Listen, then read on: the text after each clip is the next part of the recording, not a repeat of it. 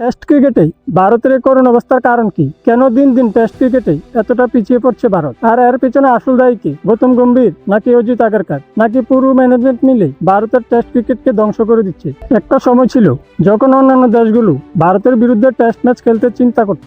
এই দলগুলোর জন্য ভারতের মাটিতে জেতা ছিল প্রায় অসম্ভব। অস্ট্রেলিয়া, ইংল্যান্ড ও দক্ষিণ আফ্রিকার মতো বড় দলগুলোর ঘাম ছুটে যেত। আর বাইরে গিয়ে ভারত বুক চিতিয়ে লড়াই করত। হারলেও বাঘের মতো লড়াই করে হারতো, জিতলেও বাঘের মতো গর্জন করে জিততো। কিন্তু এখন হচ্ছে ঠিক তার উল্টো। এখন ভারতের অবস্থা ঠিক এমন হয়ে দাঁড়িয়েছে, যে কোনো দল ভারতে এসে ভারতকে হারিয়ে দিয়ে যাচ্ছে। শুধু হারিয়ে দিচ্ছে এমন নয়, খুব লজ্জিতভাবে হারাচ্ছে ভারতকে। একটা সময় ছিল যখন রাহুল দ্রাবিড়, ভিভিএস লক্ষ্মণ, চেতেশ্বর পূজারা এদের মতো ব্যাটসম্যানরা বোলারদের সামনে দেওয়ালের মতো দাঁড়িয়ে থাকতো। বোলাররা হাঁপিয়ে যেত তাদের বল করতে করতে। আর এদের নাম শুনলেই বোলাররা ভাবতো এই ব্যাটসম্যানদের আউট করা এত সহজ নয়। তারা শুধু রান করতো না, তারা সময় নষ্ট করতো বোলারদের, ধৈর্য দেখাতো, নতুন বলকে পুরানো করে দিত, পিচে টিকে থাকতো। একজন ব্যাটসম্যানই 20 থেকে 25 ওভার মাঠে টিকে থাকতো। কিন্তু এখন কি হচ্ছে? আজ ভারতীয় দলের অবস্থা এমন হয়েছে যে পুরো টিম মিলেও 20 থেকে 30 ওভার মাঠে টিকতে পারছে না। 5 দিনের ম্যাচ যেন 2 দিনে শেষ হয়ে যাচ্ছে। আর এই জায়গাতেই ভারতের টেস্ট ক্রিকেটের সবচেয়ে বড় পতন। এখন সবার মনে একটাই প্রশ্ন, কেন দিন দিন ভারতের টেস্ট ক্রিকেটের পতন হচ্ছে? এর জন্য কি আসলে গৌতম গম্ভীর দায়ী? কারণ যখন থেকে গম্ভীর ভারতের কোচ হয়েছে, ঠিক তখন থেকেই ভারতের টেস্ট ক্রিকেটের পতন শুরু হয়েছে। তিনি পুরনো সিস্টেমকে ভেঙে একটা নতুন দল বানাতে চেয়েছেন, নতুনদের বেশি সুযোগ দিয়েছেন, পুরনো অভিজ্ঞদের দল থেকে বাদ দিয়েছেন। তিনি হয়তো ভুলে গেছেন যে এটা কোনো টি-20 নয়, সেখানে অভিজ্ঞদের ছাড়াই শুধু নতুনদের নিয়েই তিনি ম্যাচ জিতে যাবেন। এটা হলো টেস্ট, এটা ধৈর্যের খেলা, এটা অভিজ্ঞতার খেলা। এখানে সিনিয়র প্লেয়ারদের ভূমিকা অত্যন্ত গুরুত্বপূর্ণ। এখন অনেকেই বলছেন গম্ভীর একে একে অভিজ্ঞ প্লেয়ারদের সরিয়ে দিয়েছেন, কিন্তু সত্যিটা একটু অন্যরকম।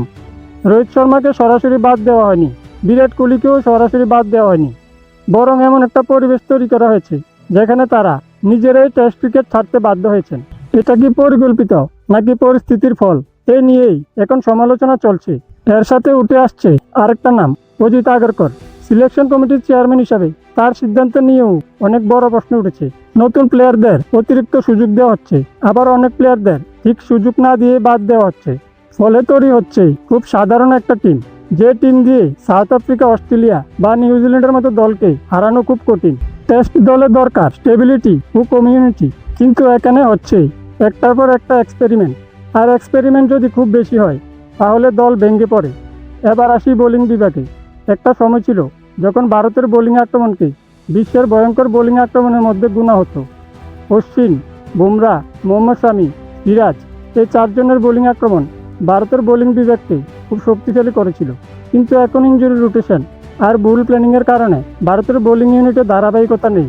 কে কখন খেলবে, কে রেস্টে যাবে সেটাই ঠিক নেই। ফলে বোলাররাও আত্মবিশ্বাস হারাচ্ছে। আজকের প্রজন্মের তরুণ ক্রিকেটাররা টেস্ট ক্রিকেটের ধৈর্য রাখতে পারছে না। তাদের মনে শুধু একটাই চিন্তা, 20 বলে 30 রান করা, বড় শট মারা আর স্ট্রাইক রেট বাড়ানো। কিন্তু টেস্ট ক্রিকেট খেলতে স্ট্রাইক রেট নয়, লাগে স্ট্যামিনা, মানসিক শক্তি আর ধৈর্য।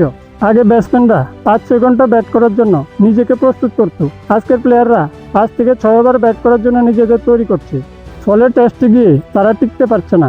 আর একটা বড় সমস্যা হলো টেস্ট নিয়ে বোর্ডের ফোকাস কমে যাওয়া। ফলে ধীরে ধীরে ভারতের টেস্ট কালচার দুর্বল হয়ে পড়ছে। এখন ভারতের টেস্ট ক্রিকেটের অবস্থা এমন হয়েছে যে বাংলাদেশ, দক্ষিণ আফ্রিকা ও নিউজিল্যান্ড যে কোনো দলে ভারতকে সহজে হারিয়ে দেবে, কারণ তারা জানে ভারত আর আগের মতো নেই। তাহলে এর পেছনে কি কারণ রয়েছে? গম্ভীরের স্টাইল, আগারকরের সিলেকশন, নাকি সিনিয়রদের অভাব? সবশেষে একটাই প্রশ্ন, ভারত কি আবারও সেই পুরনো শক্তিশালী টেস্ট দলে ফিরতে পারবে, নাকি ভারতের টেস্ট ক্রিকেটের অবস্থা দিন দিন আরও খারাপ হয়ে উঠবে? এই বিষয়ে আপনার মতামত কি? কমেন্টে অবশ্যই জানাবেন। আর ভিডিওটি ভালো লেগে থাকলে লাইক আর কমেন্ট অবশ্যই করবেন। দেখা হচ্ছে পরের ভিডিওতে অন্য কোনো বিষয় নিয়ে। ততক্ষণের জন্য জয় হিন্দ, জয় ভারত।